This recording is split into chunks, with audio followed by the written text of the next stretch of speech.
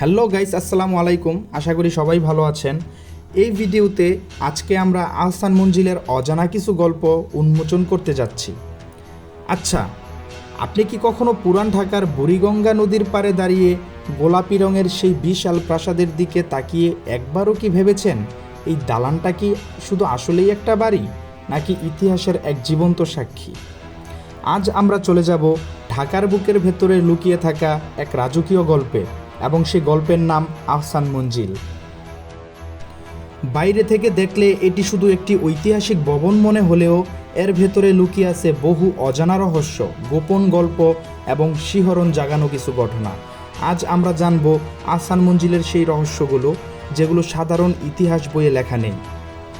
ইতিহাসের শুরুতেই অর্থাৎ 1859 সালের দিকের ঘটনা। পুরান ঢাকার সেই ইসলামপুর এলাকায় তখন নবাবদের প্রভাব অনেক বেশি তুঙ্গে ছিল। সেই সময় নবাব আব্দুল গনি এই প্রাসাদ নির্মাণ কাজ শুরু করেন। তারপরে তার ছেলে নবাব খাজা আহসানুল্লাহ এটিকে আরও বিস্তৃত এবং সুসজ্জিত করেন, এবং তার নামেই এই প্রাসাদের নাম, অর্থাৎ আহসান মঞ্জিল। কিন্তু মজার ব্যাপার কি জানেন? এই জায়গায় এক সময় ছিল এক ফরাসি বণিকের বসতবাড়ি। সেখান থেকেই শুরু হয় এই রাজকীয় অধ্যায়। আহসান মঞ্জিল শুধু একটি দালান নয়, এটি মুঘল ও ইউরোপীয় স্থাপত্যের অপূর্ব সংমিশ্রণ। দুটি অংশে বিভক্ত এই প্রাসাদ। একটি হচ্ছে রংমহল, অর্থাৎ রঙিন ও উৎসবের অংশ হিসাবে পরিচিত, এবং আরেকটি হচ্ছে আন্দরমহল, এটি ব্যক্তিগত ও পারিবারিক অংশ। আর মাঝখানের সেই বিশাল গম্বুজ যেটা দূর থেকেই চোখে পড়ে, সেই গোলাপি রং শুধু সৌন্দর্যের জন্য নয়, এটি তখনকার নবাবী আভিজাত্যের প্রতীক ছিল। আচ্ছা, আপনারা ভাবুন তো একটিবার যে এক সময় এই প্রাসাদেই বসে সিদ্ধান্ত নেওয়া হতো ঢাকা শহরের ভবিষ্যৎ নিয়ে। দেশি বিদেশি অতিথি, ব্রিটিশ কর্মকর্তারা, বড় বড় রাজনৈতিক আলোচনা সব কিছুই কিন্তু এই আহসান মঞ্জিলের ভিতরেই সম্পন্ন হতো। এখানেই হতো সঙ্গীত আসর, রাজকীয় ভোজ, ঈদ, পূজা ও নানা রকমের উৎসব। এই প্রাসাদ যেন তখন ঢাকার পাওয়ার সেন্টার। কিন্তু ইতিহাস শুধু সুখের নয়। বুড়িগঙ্গা নদীর ভয়াবহ বন্যায় আহসান মঞ্জিলের বহুবার ক্ষতিগ্রস্ত হয়। বিশেষ করে 1897 সালের ভূমিকম্পে প্রাসাদটির বড় একটি অংশ ধ্বংস হয়ে যায়। অনেকেই হয়তো ভেবেছিল এই ঐতিহাসিক দালান আর টিকবে না। স্থানীয় অনেকের মুখে শোনা যায় গভীর রাতে এই ভবনের ভেতর থেকে পায়ের শব্দ, কখনো জানালার কাছে অচেনা ছায়া, আবার কখনো নারীর হাসির শব্দও শোনা যেত। এছাড়াও বাতাসে কান্নার আওয়াজ এবং আলো নিভে যাওয়ার পরেও ভেতরে আলো জ্বলতে দেখতে পেত অনেকেই। এই ঘটনাকে অনেকে অভিশাপ বলে মনে করে। আবার অনেক পাহারাদার নাকি রাতের ডিউটি দিতে ভয় পেত। কেউ কেউ চাকরি ছেড়েও চলে গিয়েছিল। প্রশ্ন হলো, এই শব্দগুলো আসলে কার? সবচেয়ে আলোচিত রহস্য ছিল এই যে আহসান মঞ্জিল থেকে লালবাগ কেল্লা পর্যন্ত গোপন সুড়ঙ্গ ছিল। এই সুড়ঙ্গ দিয়ে নাকি নবাবেরা বিপদের সময় পালাতেন, গুপ্ত বৈঠক করতেন, কিংবা গোপনে সম্পদ অন্য জায়গায় সরাতেন। আজও এই সুড়ঙ্গের পূর্ণ প্রমাণ মিলেনি, কিন্তু কিছু সংস্কার কাজে ভূগর্ভে অস্বাভাবিক কাঠামো পাওয়া গিয়েছিল বলেও শোনা যায়। তাহলে কি সত্যিই সুড়ঙ্গ ছিল, নাকি ইতিহাসের সবচেয়ে বড় ঢাকা পড়ে যাওয়া রহস্য ছিল এটি?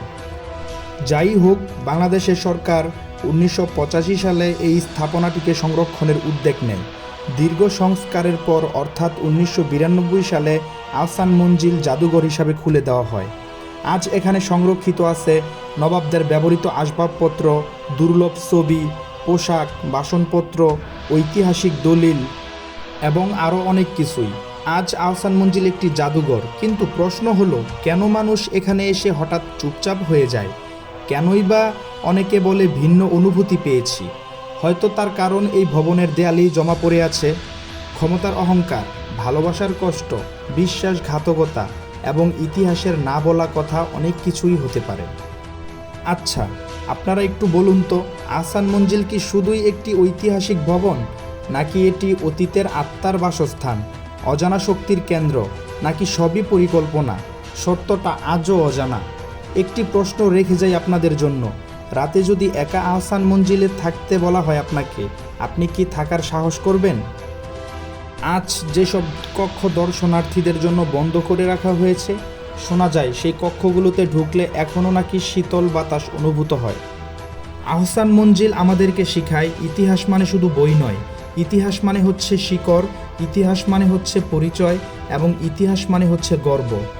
গোলাপি রঙের কারণে অনেক বিদেশিরা আহসান মঞ্জিলকে পিঙ্ক প্লেস অফ ঢাকা নামেও আখ্যায়িত করেছিলেন। এই প্রাসাদ আমাদের মনে করিয়ে দেয় ঢাকা শুধু কনক্রিটের শহর নয়, ঢাকা একসময় ছিল রাজকীয়, সাংস্কৃতিক এবং ঐতিহাসিক রাজধানী। মাত্র 40 টাকার বিনিময়ে আপনিও ইতিহাসকে ছুঁয়ে দেখার সুযোগ পাবেন। যখনই আপনারা পুরান ঢাকায় যাবেন, একবার থেমে আহসান মঞ্জিলের দিকে একটু ঘুরে তাকান।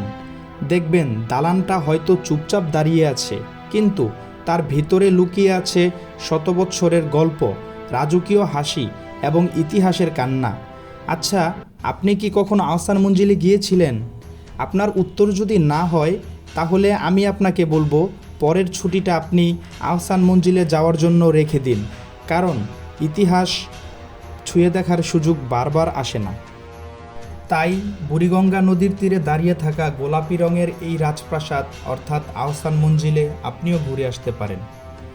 আমার এই ভিডিওটি ভালো লাগলে অবশ্যই আমার চ্যানেলে একটা সাবস্ক্রাইব করে দিবেন এবং এই ভিডিওটা শেয়ার করার মাধ্যমে অন্য কেউ দেখার সুযোগ করে দিবেন। আর ভিডিওটা কেমন লাগলো অবশ্যই কমেন্ট বক্সে জানাবেন। সবাইকে অসংখ্য ধন্যবাদ।